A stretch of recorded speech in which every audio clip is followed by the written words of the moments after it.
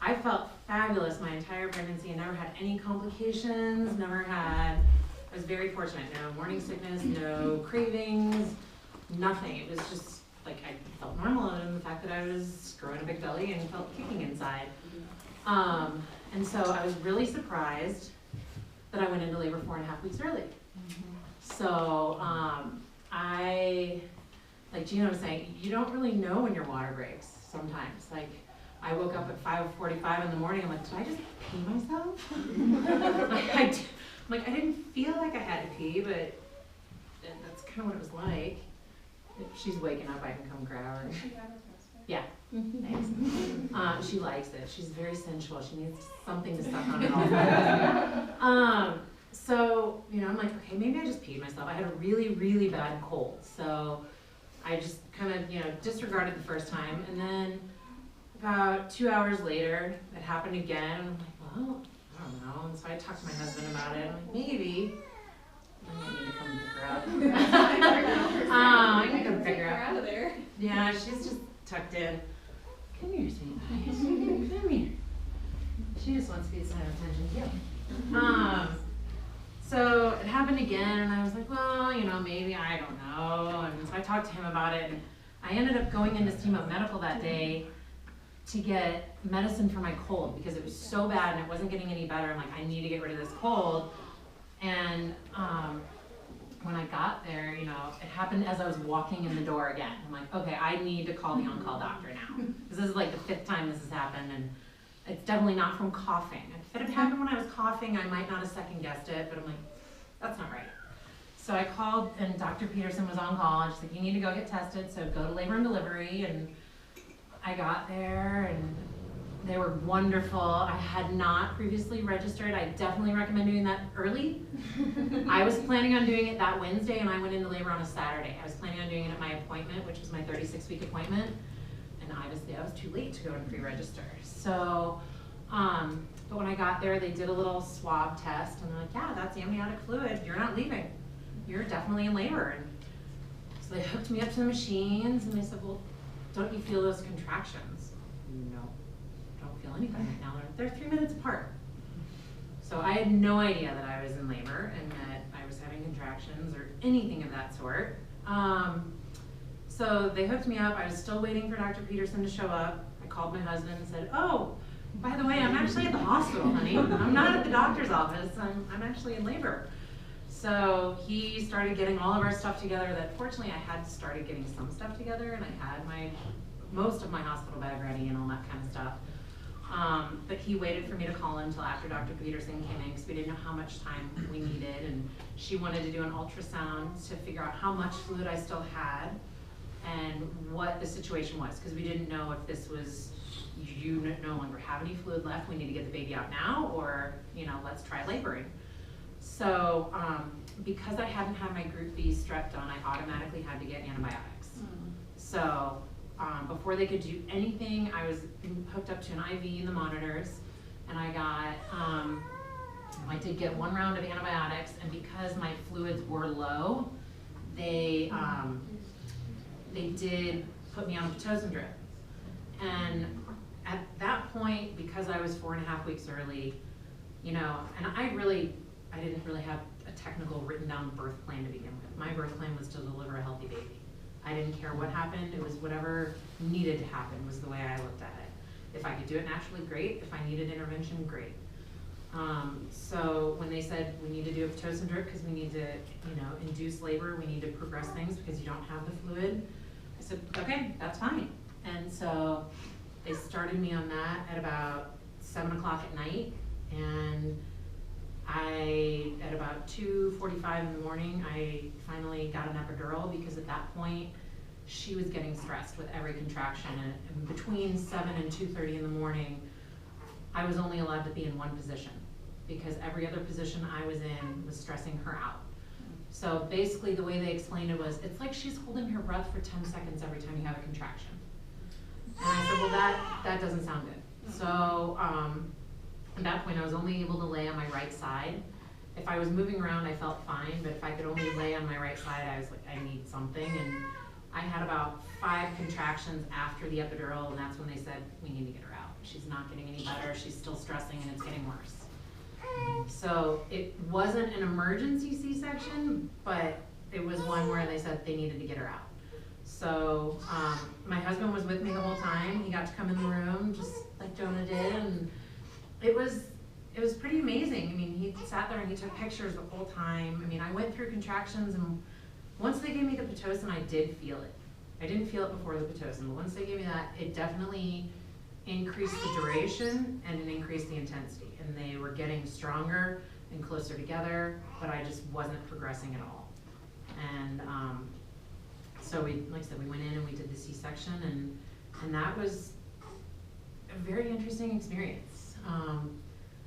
I think in the back of my mind I had an idea it was coming, just with the fact that they kept telling me, well, you need to change your position, you need to do this. And so I think that's part of the reason I also said, okay, let's try the epidural, because I had a feeling that was coming. And I remembered from class that you need to get an epidural if you have a C-section anyway. And so I'm like, well, if I get it now, at least I'm prepared if that happens. So I was happy that that was all done, and that's when I met all the other nurses that were there. I had only seen one nurse up until that point, and I think 5 were in there when I was getting my epidural.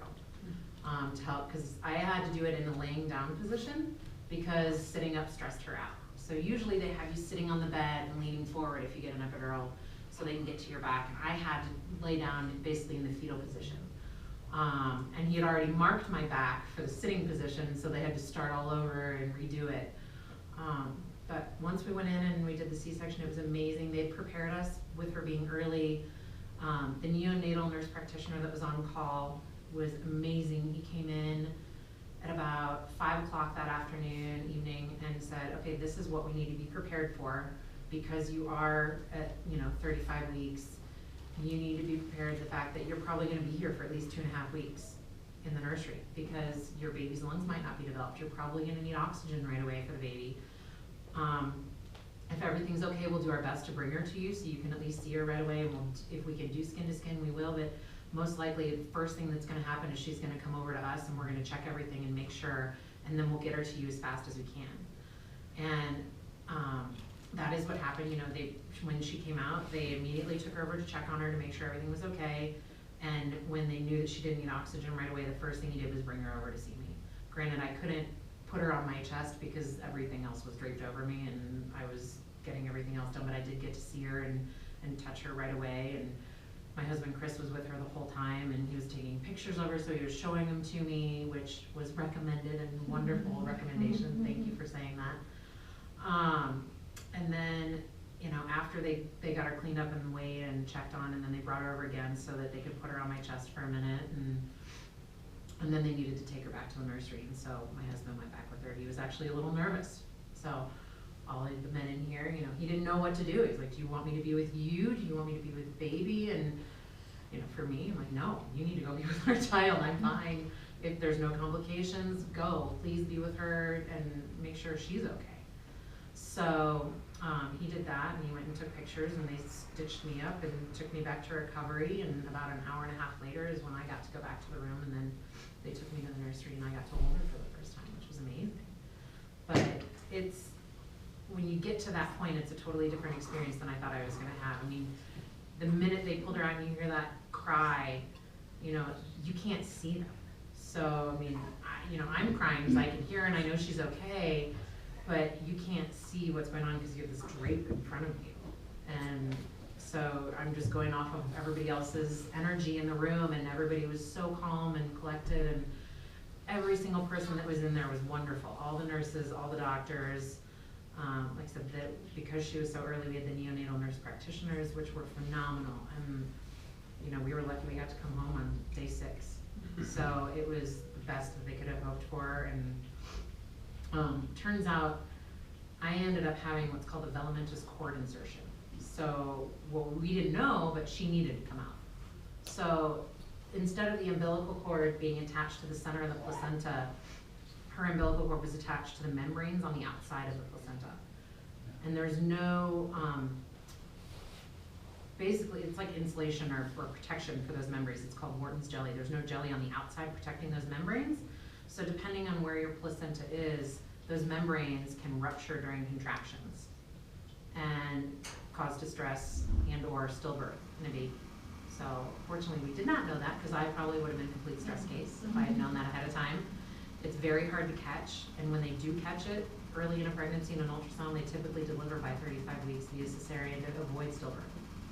So somehow she instinctually knew she needed to get out, and we left out. But I mean, I don't think anything less of my birth and my labor because it was a C-section. It was still labor. I still went through contractions, which I never got to the point where I was having to grunt or anything like that, because I wish I had gotten to that point, but I didn't get to. But I was getting to the point where I was hoping I was going to get to push, but I never dilated past 1 centimeter. So, but if you do have to have a C-section, it's still the same. It's still, you know, your labor, it's still just as magical and amazing as any other delivery would be. And my tale would be just be prepared ahead of time, because I never had any idea or thought that I would be going into labor early with having such an easy, uncomplicated pregnancy and no problems whatsoever. I mean, there was no indication that there would ever be anything like that happening. So, and to just go with it. Try not to stress out. I mean, that was the one thing I just tried to tell myself, relax. There's nothing you can do. Just go through with this. Yeah, you're not supposed to be here today, but you are. You're in labor, and yeah, it's 4.5 weeks early, but you're gonna meet your daughter sooner. So she wanted to come for Christmas, I guess. So, but